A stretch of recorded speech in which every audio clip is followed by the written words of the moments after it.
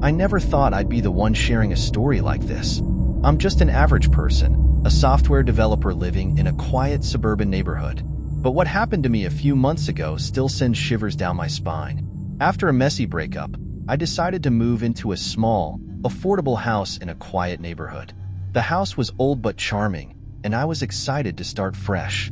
It was a 2-story house with creaky wooden floors and a quaint garden out front. The previous owner, an elderly woman, had moved to a nursing home, and the place had been vacant for a while. Despite its age, the house had a certain warmth to it, and I felt like it was the perfect place to begin a new chapter of my life. The first few weeks were uneventful. I spent my days working from home and my evenings unpacking boxes and arranging furniture. The neighbors were friendly but kept to themselves, and I appreciated the peace and quiet. Life was finally starting to feel normal again. It started with small things. I would hear footsteps upstairs when I was alone, and small items would go missing, only to reappear in odd places. At first, I thought I was just being forgetful or paranoid. One night, I was sitting in the living room watching TV when I heard a loud thud from upstairs.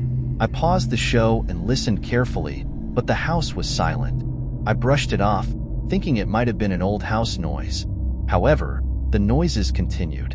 There were soft whispers that seemed to come from the walls, and I would wake up in the middle of the night to the sound of my name being called. I tried to rationalize it. Maybe it was the wind, or perhaps I was just stressed from the move. But deep down, I felt like something was off.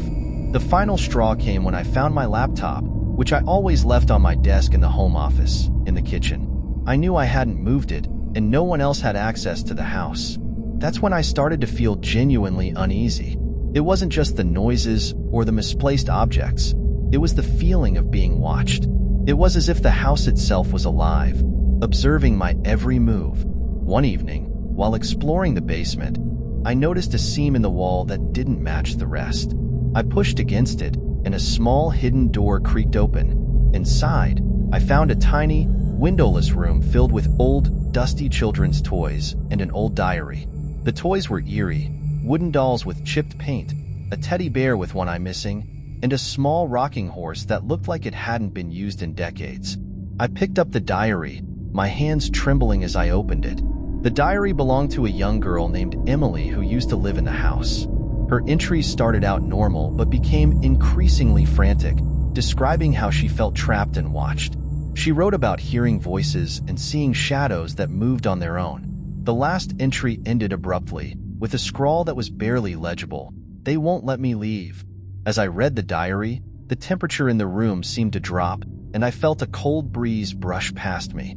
My heart raced, and I quickly closed the book, shoving it back into the hidden room. I shut the door and hurried back upstairs, my mind reeling with what I had just discovered. After finding the hidden room, the strange occurrences became more frequent and intense. One night, I woke up to find all the toys from the hidden room arranged in a circle around my bed.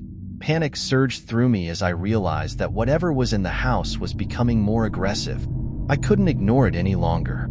I tried to rationalize the situation. Maybe someone had broken into the house, or perhaps I was sleepwalking and doing these things myself. But deep down, I knew there was something more to it. The sense of being watched grew stronger, and I started to see shadows moving in the corners of my vision. Every creak of the floorboards, every rustle of the curtains, sent chills down my spine. I decided to do some research on the house's history. I went to the local library and dug through old newspapers and records. What I found was horrifying. The house had a dark past. Several children had gone missing while living there, and the disappearances were never solved. The previous owner, the elderly woman, had lost her daughter in the house, and she had never recovered from the tragedy. Armed with this new information, I knew I had to get out. The house was not just old and creepy, it was dangerous. I packed my bags and made arrangements to move out as soon as possible. But the night before I was set to leave, something happened that I will never forget. I was lying in bed, unable to sleep, when I heard a soft whisper in my ear, "Don't go." I bolted upright, my heart pounding. The room was dark, but I could feel a presence there with me. I turned on the bedside lamp and saw, written on the wall in what looked like crayon, "Stay with us." That was it. I grabbed my keys and left the house that night, not bothering to pack anything else. I drove to a friend's place and stayed there until I could find a new place to live. The next day, I returned with a moving truck and some friends to collect my belongings. We were in and out within an hour, and I never looked back. To this day, I don't know who or what was behind those occurrences. I moved out soon after, but sometimes I still wake up in the middle of the night, convinced that I'm being watched. The new tenants of the house haven't reported anything strange, but I can't shake the feeling that whatever was in that house is still out there, waiting for its next victim.